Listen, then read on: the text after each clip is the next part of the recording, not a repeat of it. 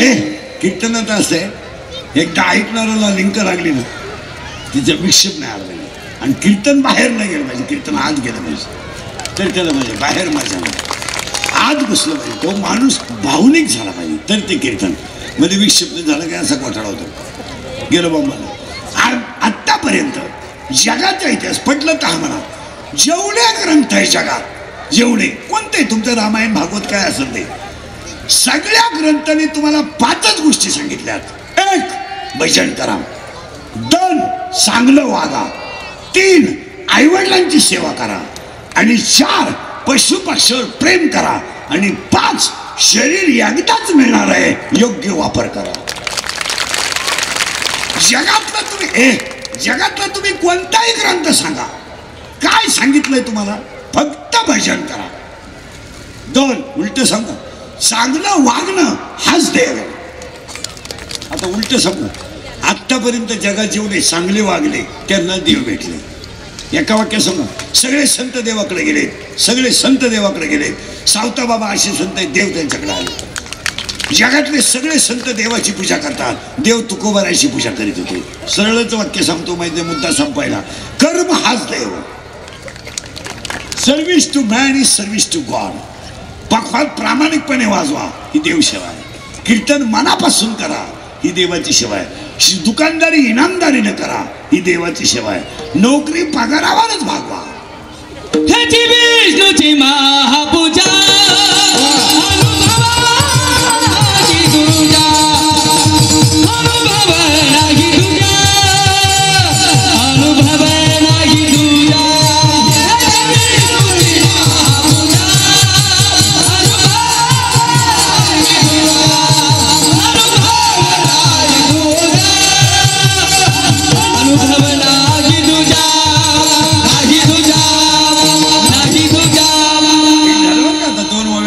सरकायचं आपल्याला.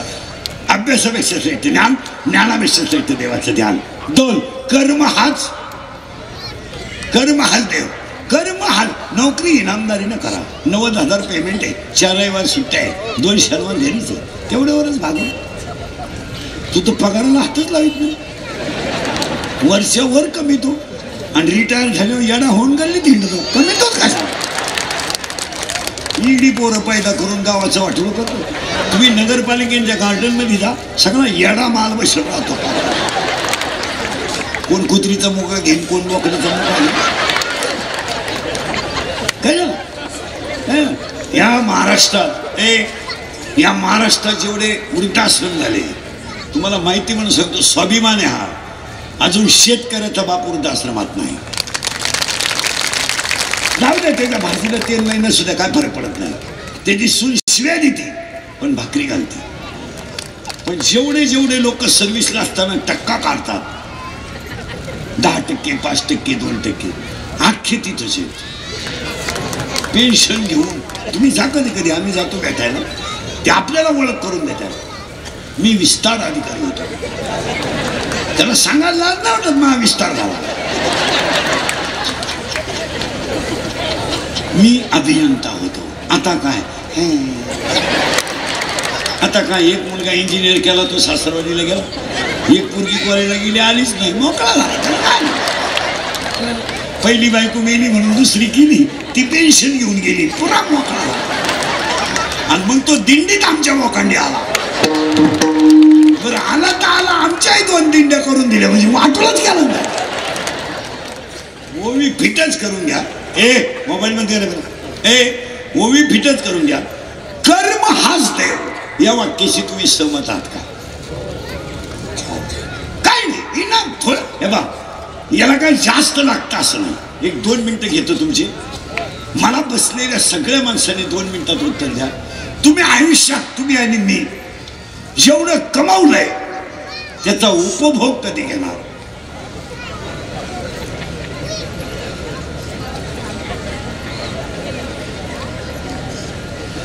ही गाडी, बंगला, सोनं, नाणं याचा तुम्ही उपभोग कधी घेणार? शुगर तर आहेच, बीपी तर आहेच, स्प्रिंग घालून तर आणलीच. डबा भर गोळ्या ह्यायचे, पालथ व्हायची गोळी, उतान व्हायची गोळी, तोंड वाचवायची गोळी, तोंड मिटवायची गोळी, काहीला जेवताना 3 गोळ्या, खाली बसताना 1. मी मग झाले काही ना ऑफिसातून आल्या फ्रीज उघडावं लागतं 90 जर दिली नाही ना ते फ्रीज आपते ते. मग आता मला सांगा, एवढ्या शरीराची तुमच्या वाट लागली तर तुम्ही कमावलेल्या इस्टेटचा उपभोग कधी घेणार? आणि दुसरा प्रश्न विचारतो तुम्हाला, तुम्ही एवढं कमावणार कोणासाठी? तुम्हाला एक वाक्य सांगू, जास्त इस्टेट कमवणे म्हणजे मागची पिढी आळशी करणं आहे. आपण सगळं कमावलं, मागच्या मंडळीला जाग्यावर ऊत येतो, त्यांना कमवायचंच नाही ना. त्यांना त्यांना फक्त गुंठा ऐकायचा आणि इनोवा घ्यायची, गुंठा ऐकायचा आणि ठार घ्यायची, 90 हारायची, ठार खाली ठार व्हायचं, ठारायचं ना त्यांना. कारण परत पिढी आहे का, मागची पिढी आळशी केली आपण. तुमचं काय मत आहे? आणि त्यांना करत राहिलं नाही. त्यांना माहिती आहे माझ्या बापाला किडा आहे, ज्याचा तो जिरावणारच आहे, मला फक्त प्रियशी. हसण्यावारी गोष्टी नेऊ नका. शरीराचा योग्य वापर जर योग्य काळात केला नाही तर शेवटी पश्चाताप नावाचा रोग होतो. परत मी नाही का, शरीराचा वापर जर योग्य वेळेत, तिकडे नका लक्ष, योग्य केला नाही तर शेवटी पश्चाताप होतो. यावर तुमचं काय मत आहे? अजून कीर्तनाला सुरुवात झालेली आहे. 2च वेळा पीठ केला. अभ्यासापेक्षा श्रेष्ठ ज्ञान आहे, ज्ञानापेक्षा श्रेष्ठ देवाचं ध्यान आहे, आणि कर्म हाच देव आहे. तुम्ही जेवढ्या संत आहेत सगळ्या संतांक पाहा, कर्म सोडलं नाही आणि देव मिळवल्याशिवाय. चप्पल शिवायचं बंद केलं नाही हृदयाच्या भावाने, पण देव मिळवलाय. मडके घालवण्याचं बंद केलं नाही, पण देव मिळवलाय. शेऱ्या विकायचं बंद केलं नाही, पण देव, आणि भाजी काढायचं बंद केलं नाही, पण देव मिळवलाय. आणि आपण कायच केलं नाही तरी देव नाही. म्हणून दोन्ही वाव्या पेट करायचा. अभ्यासापेक्षा श्रेष्ठ ज्ञान, ज्ञानापेक्षा श्रेष्ठ देवाचं ध्यान. आणि परत फायनल मी सांगतो, कर्म हाच देव. जेवढे दुकानदार लोक आहेत किराण्यावाले, हे कोणताही आतापर्यंत सगळ्या दुकानदारांनी प्रत्येक माणूस किलो माग 5 ग्रॅमला उठला.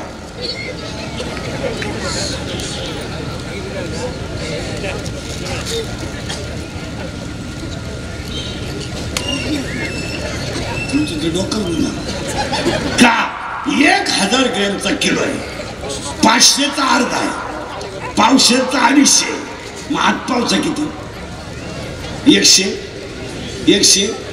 महाराष्ट्रातल्या कोणत्याही दुकानात मला 125चं माल दाखवा,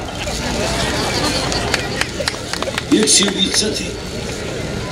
प्रत्येक माणूस 5ला घेतला. काहींचे तर दगडच आहे, मापच नको. म्हणून 2 गोष्टी सांगतो तुम्हाला. आतापर्यंत तुम्हीच उत्तर द्या, महाराष्ट्रात मला एखादा माणूस दाखवा का व्याजाचा धंदा करणारी माणसं नीट मेलीत. इथे 2-4 जण आहेत. तुम्ही धन लावा, धन किती लावा, धंदाच काय मत, पण तुमचं वाटूनच होणार आहे. तुम्ही म्हणाल महाराज एवढा नंगाट का बोलला? त्याचं उत्तर आहे, रामाकडं दैवी संपत्ती होती आणि रावणाकडं आसुरी संपत्ती होती. म्हणून दोन्ही वाक्य नाही. दैवी संपत्तीची बायको आसुरी संपत्तीने बळ चांगलं, पण 1.25 लाख पोरं असणारा रावण, 80,000 बायका असणारा रावण, 7 घरे कांचनाचे असणारा रावण रणात रामाच्या हाताने मेला. एक शिपाई त्याला सोडवाय गेला नाही.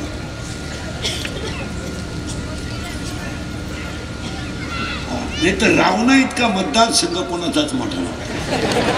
रावणाने कुणाच्या विरोधात फॉर्म भरला असता, सुपला साफ करून टाकला असता. कारण रावणाचं घरचं मतदान किती होतं सांगूनच टाकतो. 80,000 बायका, 1,00,000 पोरं, 1,25,000 नातू आणि 1,25,000 पंतू.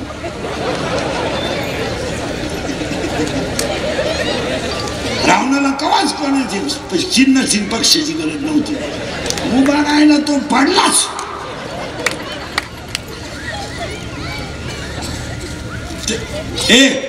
म्हणून व्याजाचा धंदा करणारी माणसं नीट मरत नाही. जेवढी कोट्याधीश लोक आहेत, कोट्याधीश म्हणजे जनता लुटून मोठी झाली नाही, एकही माणूस आतापर्यंत घरी मिळाला नाही. हॉस्पिटललाच. आणि मारताना त्यांच्याजवळ 3 जणच असणार, डॉक्टर, कंपाऊंडर आणि नर्स. आणि 3 माहित नाही हा कधी मिळाला. तरी किडीत पडली, त्यांना तीव्र झटका आला.